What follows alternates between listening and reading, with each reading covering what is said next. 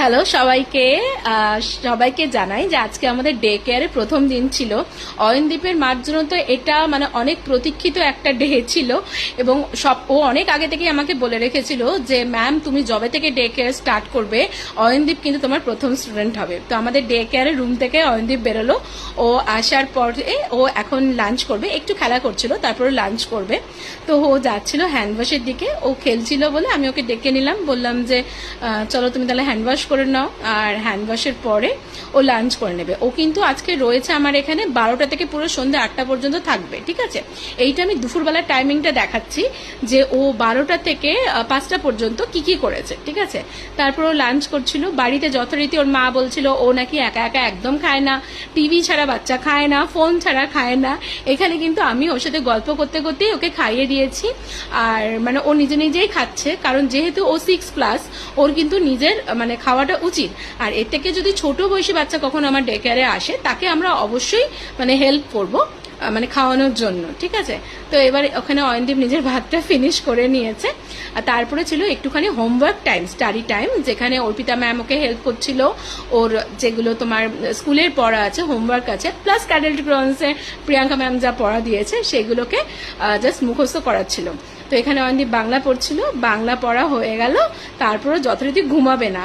সেটা তো খুব স্বাভাবিক, কারণ দেখো আজকে মাকে ছেড়ে প্রথমবার ডে কেয়ারে এসছে, যতই ম্যাম থাকুক না কেন একটা আনইজি তো হয়। কিন্তু অয়নদীপ ভীষণ ভীষণ গুড বয় এবং ভীষণ কোঅপারেটিভ, একটুও দুষ্টুমি না করে ও কিন্তু আমার কথা শুনে ঘুমিয়ে পড়েছে।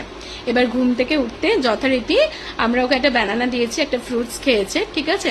ম্যামও ওর সাথে ছিল, আমিও ছিলাম, দুজনেই ছিল। তো ওকে একটুখানি ব্যানানা দেওয়া হলো। তো ব্যানানাটা ও নাকি বাড়িতে ফ্রুটস খেতে চায় না, এখানে ওর মা দেখলে বুঝতে পারবে যে কতটা গুড বয় হয়ে ও ব্যানানাটাকে ফিনিশ করেছে, ঠিক আছে। ও খুব ভালোভাবে ব্যানানাটা ফিনিশ করেছে আর কোনো রকম দুষ্টুমি করেনি। তো তারপরে আমি ওকে বলেছিলাম যে একটুখানি তোমার ইভিনিংয়ে কর্নফ্লেক্স খেও, দুধের সাথে কর্নফ্লেক্স খেও। তো আজকে আমি ওর জন্য একটুখানি তোমার চকোজ নিয়ে এসেছিলাম। তো দেখবো যে ও দুধ দিয়ে চকোজও খেয়েছে, ভেরি গুড বয়। তারপর ব্যানানাটা ও খাওয়ার পরে আমি বলছিলাম খেতে কি খারাপ লাগছিল, কিন্তু বললো যে না না আমার খেতে খারাপ লাগেনি, ঠিক আছে, খেয়েছি, দিল। এবার হলো গিয়ে তোর প্লে টাইম, ঠিক আছে। ও আবারও একটুখানি খেলা করলো। তারপরে যেটা যার জন্যই তো ডে কেয়ারটা করা, এই রুমটাই for day care and our care. যারা যদি 1 ঘন্টার জন্য কোনো বাচ্চা আসে বা ধরো পুরো ডে কেয়ারটাই থাকলো পুরো মাসে, তারা এই রুমটাতে থাকবে। এই রুমটাতে আমাদের এসি ফ্যাসিলিটিস থেকে শুরু করে বাচ্চাদের জন্য টয়েস তোমরা দেখতেই পাচ্ছ। সব দিকটা তো দেখানো পসিবল হচ্ছে না, পরে আমি নিশ্চয়ই ক্যাডেলট ক্রন্সের একটা ভিডিও করে দেবো, ঠিক আছে। তো যেখানে যা যা ইকুইপমেন্টস আমাদের আছে সবটাই মানে আমরা শো করব।